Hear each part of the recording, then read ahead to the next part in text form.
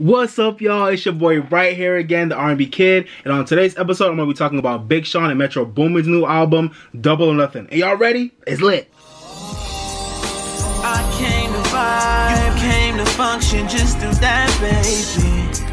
Don't worry about nothing, no. I came to vibe, you came to function, just do that, baby. Don't worry about nothing, no. Relax just a little bit. You don't gotta worry, you can just... Yeah. What's up, y'all? It's your boy Bright here, the R&B Kid, and your favorite music head. If this is your first time on my channel, please go ahead and click that like button right there if you're on a computer. If you're on a phone, click the like button right there. Share this video and subscribe to my channel, okay? On this channel, I talk all things music and entertainment, while always keeping things positive and always finding the bright side of everything, alright? Cool.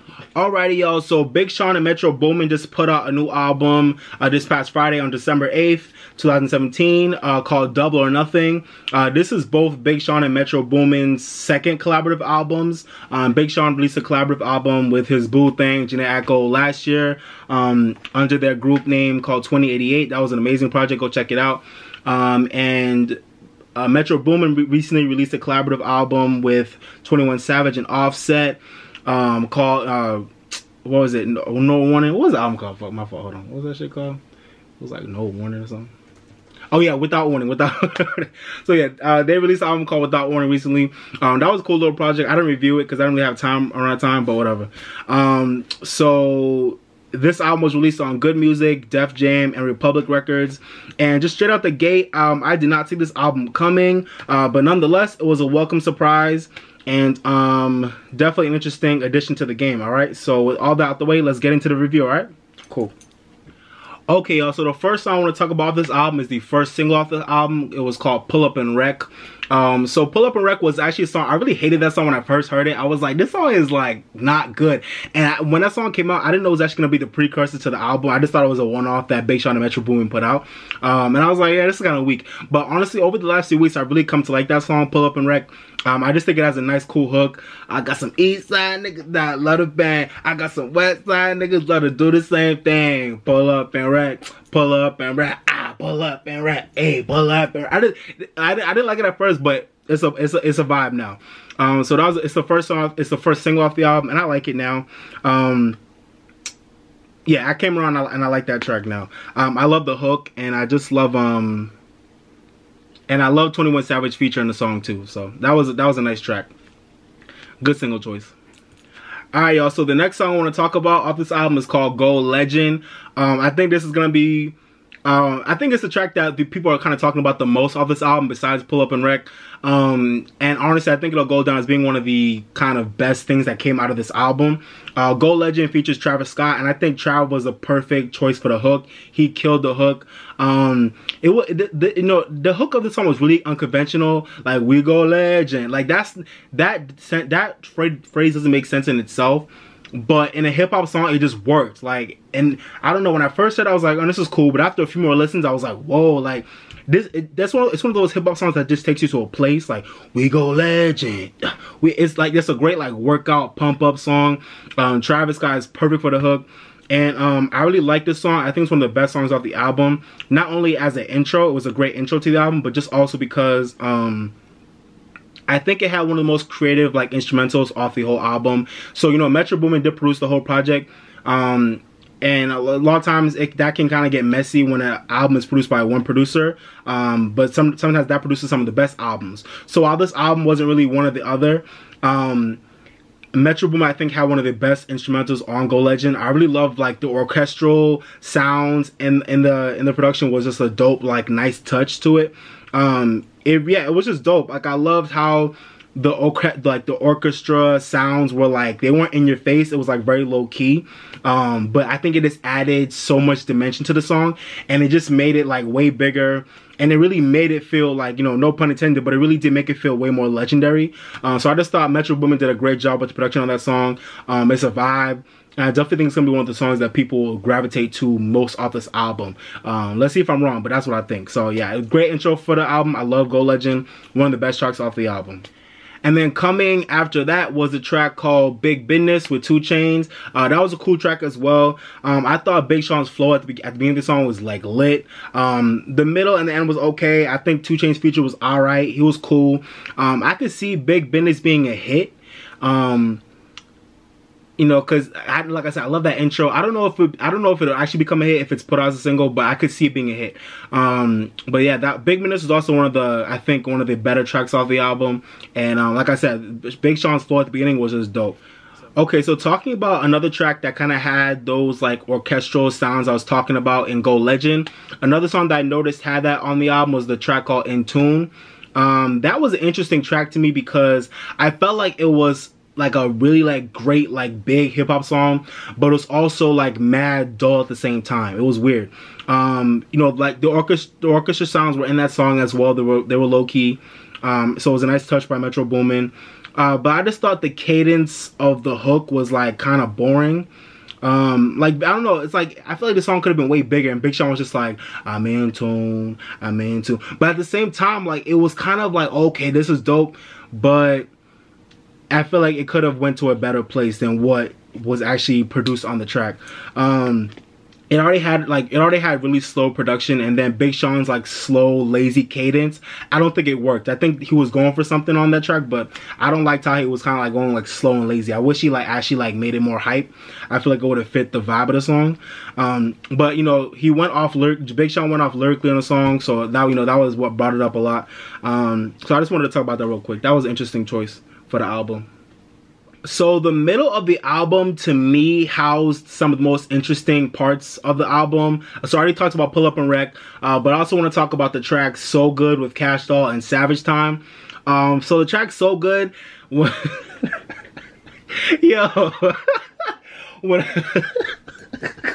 sorry, I'm just thinking about the track. That track, when I first heard it, I was like, wait, what the fuck is going on? I was literally driving. I was like driving from one place to another place at work, and I was listening to it, and I was like, wait, what the fuck is going on right now? Listen to that track for yourselves. Track number 5 called So Good with Cash Doll. That song threw me off when I first heard it, but I've come around to really like it. I think what I hate about the song, kind of like with In Tune, I hate how Big Sean, like how his like his cadence and tone on the hook was like really like boring and like lazy and like kind of dreary and creepy. Like especially on the song that's like so sexual and talking about like all types of sexual stuff, like it just sounded weird the way he was like singing the song. He was like, yeah, I'll fuck you so good, so good. It was just like kind of creepy. It was like, yo, it was creepy to listen to. But then Cash Doll came in and completely turned the track around. I don't know who Cash Doll is. I feel like I've heard her name a couple times, but I'm not that familiar with her music. But yo, I'm a fan now. Like her verse on So Good was dope. I feel like 2017 has been the year of like female rap, like really, I don't know how to describe it. I'm not gonna say like coming back, because female rap never left. But 2017 has just been a year of, I think, like really embracing some of the greatness of female rap. Like, and female rap has gotten way more of a not female rap. Women in hip hop have gotten way more of a platform than I think they have in past years. Besides Nicki. So shout out to Big Sean and Metro Boomin getting cast on this track. To me, she brought it all the way around. She brought the track all the way around, and she does. As soon as she like started performing, I was like, okay. I was like, oh, okay. Big Sean's part was like kind of weak to me, and he, you know, his voice just sounded really weird on the song. But then when Cash Doll came around, I was like, oh, this is a vibe. She had bars for days. I'm like, and the way she was just talking about that shit, it was mad sexy. Like, go listen to that song. The way she was talking about all this shit in the song, it was just like, word? It was sexy. It was dope. And the beat was one of the most basic beats on the album, but it was something that was so throwback about the beat on So Good, and like so like kind of old school, that I loved it. You know, it's just like basic, like trunk rattling, like southern, you know, hip hop beat. It mad basic, but it was really like, you know, just straight to the point beat, and it was dope. Yeah, that was one of the most interesting tracks on the album. Definitely a surprise selection off the album, but definitely a welcome listen. Yeah, because this whole album was kind of like just like a regular hip hop album talking about like, you know, obviously money, making it, like, you know, inspiration. But then all of a sudden you had this like really like random sexual track in the middle. So Good is probably the most like, it's probably the song on the album that's so out of place. But at the end of the day, what Cash Doll did on that song and just the beat, it was a vibe as soon as that really came on. Big Sean, like I said, Big Sean's part was okay, but you know, that was one of my favorite parts of the album was Cash Doll's part. That was dope. I can't stop talking about it. Like, Cash Doll's part was just so dope. All right, and then after So Good was a track called Savage Time. I think even on first listen and, you know, after listening to it a second time, Savage Time is definitely one of my favorite tracks off the album. I think it will be a lot of others as too. Big Sean snapped on that song. His bars were crazy, and you know, he really went off. It was an instant highlight off the album for me. I just love what Big Sean was talking about in that song, and I loved how he had I love how Metro had that like smooth ass transition between both of the instrumentals on the song. It was a song with two different instrumentals. The beginning was more hard hitting, and then the beginning was more like smooth, while the ending was more like hard hitting. And the transition was so smooth you didn't even notice it, and so that was dope. I think this album really showed just how well Metro Boomin knows how to produce, not just make beats, but actually produce music and really like arrange the instruments and the timing well. He's really gotten good at that over the years. You know, I thought Travis Scott at the end was perfect. The way the beat kind of switched up in the middle of the song kind of reminded me of a lot of the songs off Kendrick's Damn album. It kind of, I don't know, as soon as the beat switched, I was like, oh, this reminds me of like Kendrick's like DNA and other songs off that album that switch beats like halfway through the song. But I thought it was dope. So definitely one of the highlights off the album is Savage Time. Definitely one of the best songs off the album. Alright, I just want to talk really quickly about some of the tracks on the album that had like really like weird and intricate and interesting productions thanks to Metro. So the track number 3, Who's Stopping Me? That was the infamous track on the album that had the Rosa Parks line where Big Sean was like, I want to smoke a blunt with Rosa Parks. That was weird as hell when I first heard it, and I was like, what the fuck? I don't know whether I should think that line was dope or not. I don't think it was dope, but somebody might think it was dope. But I just thought it was weird. But that song was really cool because Metro had like a Spanish guitar influence in that song, so that was different from Metro. I feel like I've not really heard a lot of songs where Metro Boomin had like a Spanish like guitar riff in the hook, in the instrumental. So that was a dope, like, you know, different type of track for Metro Boomin. And then track number 9, A Reason with Sway Lee. That was an interesting track. I could definitely see that song being a hit. The piano loop that Metro Boomin had in that song was like really weird, but I thought it worked really well. And I thought Sway Lee was a great addition to the track as well. I thought the loop was so peculiar, but I was like, oh, this is kind of interesting. It sounds weird, but like I can actually vibe to it. So yeah. And the last song off the album is a song called No Hearts, No Love. I thought it was a great outro to the album. I like the sample. I can't recall what the sample is, but actually, hold on, give me a second. No Hearts, No Love. Hold on. Oh yeah. Okay, so No Hearts, No Love samples Strawberry Letter. Strawberry Letter 23. Sorry, I can't speak today. Strawberry Letter 23 by the Brothers Johnson. Oh yeah, I know that song. So that is No Hearts, No Love sample that song. I love the use of the sample, and I thought No Hearts, No Love was like a nice way to end the album. It had a typical kind of like Big Sean, like reflective bars, and kind of, you know, closing out the album. So typical Big Sean shit. But yeah, I thought it was a cool way to end the album. Alright, disclaimer. If I seem a little bit off in this video, y'all, I'm sorry. I just want to let y'all know I've had a long ass day, but I still wanted to make this video. I had to do the GRE today, and then after the GRE, I had to go straight back to work, and I was working for like 6 hours straight on a bunch of like, you know, database stuff. Data entry stuff in Excel. See, I've had a long ass day, but I'm still here for y'all. I'm still here for y'all making this video, okay? Alright, so now I want to talk about my general thoughts about the album. I thought this album was pretty good. Definitely not a bad album, and definitely not a classic, I don't think, by any measure in my book, but it was a nice welcome addition to the game. A nice album for hip hop right now. And like I said, I kind of like that this album was somewhat of a surprise. There were rumors on, you know, in the music blog sphere that they were coming out with an album, but I didn't really think it was actually happening, so it was kind of like a nice, cool surprise. And and I like the way they arranged this album. You know, you had Metro producing every track. There were a few other, there was 3 other producers on the album that contributed some production to like 3 tracks. But other than that, this was mainly Metro Boomin's show and Big Sean's show. And I thought they did a good job. I thought they sequenced the album pretty well. Like, the track list made sense. It flowed well. Besides So Good, like I said, that track kind of came out of nowhere, but it was still a bop at the end of the day. And I just feel like, yeah, and I also just feel like they use their features well. Like, a lot of albums these days, I feel like they like overuse the features, and I feel like sometimes like features can like overpower the main artists themselves. But none of the features in this album, I think, really outshine Big Sean, besides Cash Doll, you know, besides that. So I thought they had a good use of features. It wasn't too short, it wasn't too long, so it was a pretty nice, pretty well-timed listen. And I honestly think this album has really been a showcase of some of Metro Boomin's most interesting beats and production to date. Mainly the songs, I might be missing some, but just off of first thought, Go Legend, Who's Stopping Me. So Good was like a basic beat, but it was knocking at the same time. Savage Time, I love what he did on that song.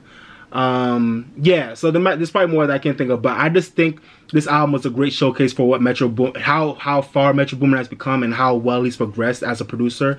I think he's kind of transitioned from beatsmith to like actual like really renowned producer now in this moment. And I think he's definitely gonna go down as one of our best producers of this time. He's definitely gonna go down as one of our best producers. And I think this will be one of the albums we can look back on and be like, yeah, all the beats that were on this album, lit. So that's a good thing for Metro Boomin. Big Sean, on his side, Big Sean came with the bars. There's something I need y'all to realize. I mean, at the end of the day, I'm not gonna say Big Sean is underrated, because my guy has hits and #1 albums. But at the end of the day, even with his #1 albums, even with his hits, even with his Grammy nominations, it just still feels like Big Sean don't get respect. And I will admit, you know, as a Big Sean fan, I will admit, I can definitely understand why some people think he'd be corny at times. I get it. But at the end of the day, no matter how corny Big Sean gets, you can't deny the fact that my dude spits bars, like bars. And he's always done it on previous projects, but I think this project was just a really interesting showcase of his bars. I decided it was the album he put out early this year, and it was a great album, but this album just felt like he was more hungry for the bars this time. He just felt like he came with more interesting stuff. There was like some weird lines, mainly the line with Rosa Parks. That was a weird ass line. I want to smoke a blunt with Rosa Parks. Like, what, bro? That was weird as hell. But besides that, like, Big Sean really came with it this time. He was not playing with y'all. The bars were here to stay for this album. And, yeah, Big Sean did his thing with the bars this time. Yeah. Okay, so in terms of Big Sean and Metro Boomin together, this album was a nice listen, but I don't think this album proved that Big Sean and Metro Boomin are a match made in heaven at all. But like at the end of the day, like I said, it was a nice listen. I think that's the case because Metro Boomin has a sound that I don't think it's really specific to like one artist. Metro Boomin, I mean, not only is he one of the most popular hip-hop producers around right now, but even at the end of the day, like, he has a sound that's just like universal, and it can work with so many different artists. And mind you, he just had a collaborative album with 21 Savage and Offset. So it's like Metro Boomin doesn't have like a sound that really works with like one artist. Like, he doesn't have that type of thing going on. So this album didn't prove that Big Sean and Metro Boomin were destined to match up, and they were destined to make music together. They weren't destined to do this. But at the end of the day, it was still a nice project. It was still a nice collab project from the both of them. And it was interesting to see what they could come up with when they created a whole project together. You know what I'm saying? So, the one negative I will say about this album is that at times it did kind of feel aimless, and it kind of felt like there wasn't really any like strong theme going throughout the album, or like strong messages. It kind of just seemed like it was more of a playlist than an album. But at the end of the day, I'm not surprised at that, because one, Big Sean and Metro Boomin, like I said, are both coming off of other albums that they put out this year, so I know that they've already had a lot of material that they put out this year, so I'm not surprised that they didn't come up with some, like, you know, masterpiece, legendary, classic shit with this album. But at the end of the, you know, it just, it felt like more of an aimless playlist that was just kind of a nice collection of songs and an actual album with a strong theme and concept. But at the end of the day, if that's not what they were aiming for, then that's cool too, so. But yeah.